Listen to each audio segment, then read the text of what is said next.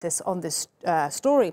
Oubai, an invitation there from Saudi Arabia to Iran, despite the blockade, despite the tensions because of Iran, allegedly. And do you think we're seeing a shift here? Well, it's very interesting because we're seeing a region that's really on the edge. The surrounding Arab countries are worried that Iran is expanding throughout the region. And as a result of these reported attacks by the Iranian Revolutionary Guards against Saudi oil tankers off the coast of Fujairah and against a strategic pipeline, oil pipeline in Saudi Arabia, the summit is now being called in Mecca.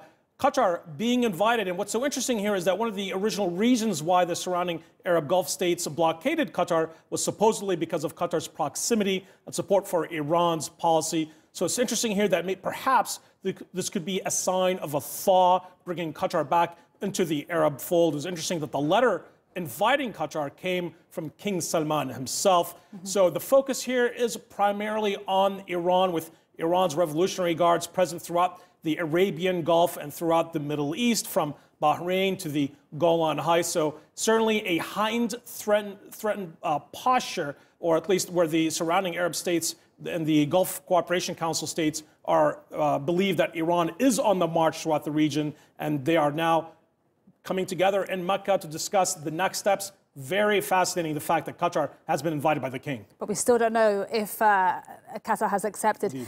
Now, I want to ask you about Donald Trump. He's in Japan at the moment, apart from talking about North Korea and trade. He's also been talking about Iran while in Japan. What's come out of that? Well, Iran very much on the agenda, the discussions in Tokyo. This is coming at a time when President Trump has just ordered 1,500 additional American troops in the region to protect against what Washington believes is a heightened threat posture by Iran.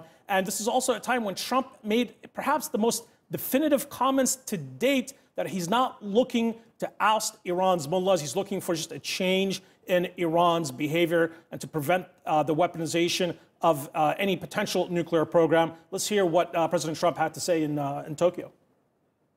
I'm not looking to hurt Iran at all. I'm looking to have Iran say no nuclear weapons. We have enough problems in this world right now with nuclear weapons. No nuclear weapons for Iran. And I think we'll make a deal. I think Iran has tremendous economic potential.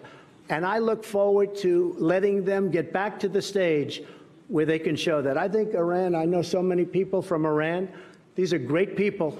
It has a chance to be a great country with the same leadership. We're not looking for regime change. I just want to make that clear. We're looking for no nuclear weapons. So, Oubai, let's talk about diplomacy then. Could Japan mediate between the U.S. and Iran? Well, Japan has a very interesting role to play here. Now, while on one hand, Japan has complied with U.S. requests to significantly lower its intake of Iran's oil exports, that significantly, by the way, hurt Iran's economy. Iran is now down to around 500,000 barrels per day. That's a significant shift. But Japan also has significant bilateral relations with Iran. Shinzo Abe has relations with Iran. He may himself perhaps make a visit to Iran. So we could very much potentially see Tokyo playing an important middleman position between Washington and Tehran, as we heard right there from President Trump, that he's willing to talk to the supreme leader of Iran, with Japan possibly being the broker here. All right, let's see what happens there. Oubai, thank you very much indeed. Oubai Shahbandar there for us. Right, still to come.